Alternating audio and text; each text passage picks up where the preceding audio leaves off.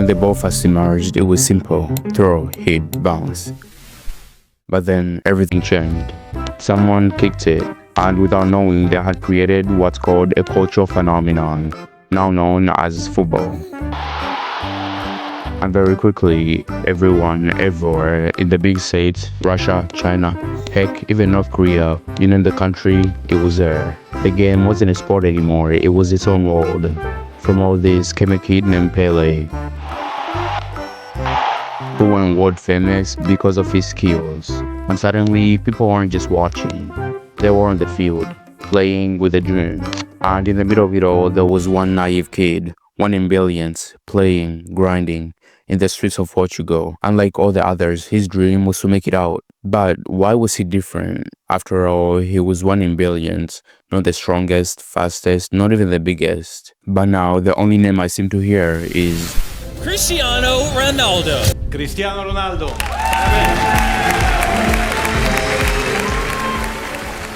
Cristiano Ronaldo grew up in Portugal, just a step away from a football, but a long flight away from rigorous clubs like Barcelona, Real Madrid, and so much more. From a young age, he knew he'd have to be extra good to join. After all, memberships weren't just handed out on silver platters, with thousands, even millions trying to join every day, but only the ones with fame and connections could get in, which was a reality away, being one of three in a family where the mother is a cook and the father is a janitor. Money was so tight, he had to share a room with all his siblings. So Ronaldo learned from an early age, nothing came easy. Life was so bad that at the age of 12, he left home alone and moved to Lisbon to chase his dream of becoming a professional footballer. I wish I could say everything went well, but this wasn't the reality for Ronaldo. He thought he was gonna make friends and have fun, but he ended up bullied for his accent and crying every night, missing his family to death. And to make it all worse, at the age of 15, doctors found a heart condition. If this couldn't get cured, Ronaldo as we know him may not be here. Years of practice would have gone to waste. But let's be honest, Ronaldo wasn't really supposed to be anything. Some give up and others don't, but reality is harsh. One moment you're just playing and the next you're in a wheelchair. And just like that, your dream is gone. It's a game where one mistake could strip away years of hard work. But if you get through that moment, you get out on the other side, a side of fame, money, attention. And this was Ronaldo's moment. He got surgery and was back on the field in days. This time, he knew the risks, and Ronaldo promised himself he'd never let anything stop him again. Not the bullies, no injuries, not even poverty. He trained harder than anyone. After school, late nights, while other kids his age were playing video games, Cristiano, with weights on his legs, was doing thousands of sit-ups and sprinting up hills. At this point, there was no question. He was training to be a machine. And by age 16, while others remained stuck with their dreams, he was dominating the young leagues. Heck, Sporting Lisbon had never seen a player like him. Fast, hungry, and obsessed. Ronaldo had set himself up for success. Then came the moment that would change his life.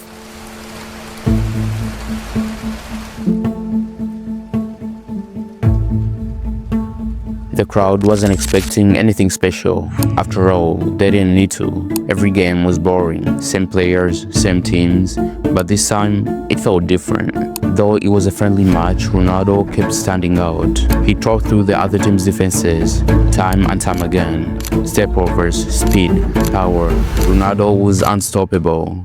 And by the end of the match, United's players were begging Sir Alex to sign him. And just 6 days later, he did. Cristiano Ronaldo became the first Portuguese player at Manchester United. And with all that, he was placed on a stage with the biggest crowd in the world.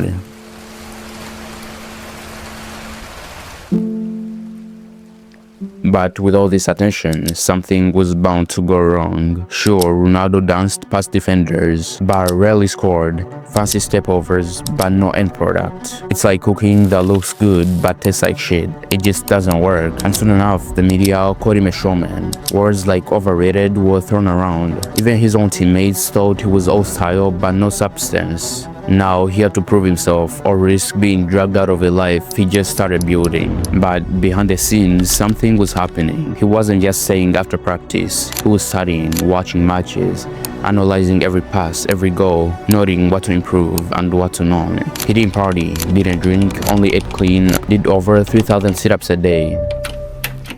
And just like that came 2008. Everyone in the stadium thought he was just gonna play with the ball again. But as he played, he struck and scored.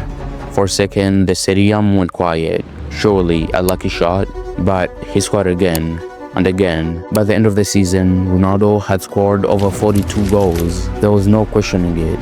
He had carried Manchester United to a Premier League title, like a mother carries a baby. And then he helped them win the Champions League that same year, becoming the first Portuguese player since Luis to win the Ballon d'Or. He had officially arrived, a naive boy from Portugal that had made something great of himself. And now the world realized something. Cristiano wasn't just good. He might be the best, but there was another player in mind.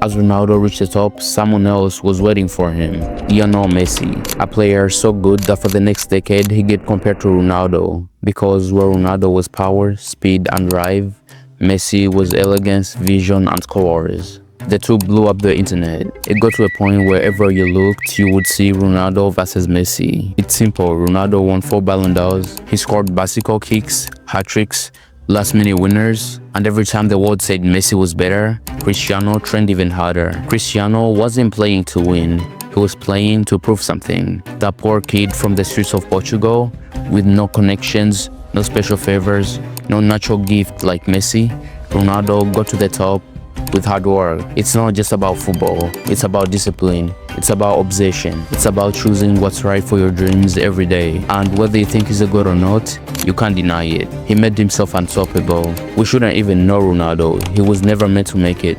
Not with a janitor dad, a broken heart and no way out. But now he's one of the most famous names in the world. We found something which I don't think you will have seen. It was an interview on Norwegian television where they just turned up at his house. Fico muito orgulhoso de ver o filho daquelas. Very emotional for you. I never saw the video. To hear your father speak about how proud he was of you, it must mean a lot to you. Yes, a lot. Well, I can be cookie and say, I give you the map. You are willing to do that? Yeah. It's the main point, because everyone wants to be Cristiano, but I give you the map. You think you will do it that? It's difficult. It's The discipline. the discipline is the most difficult thing, not only in sports, but in life.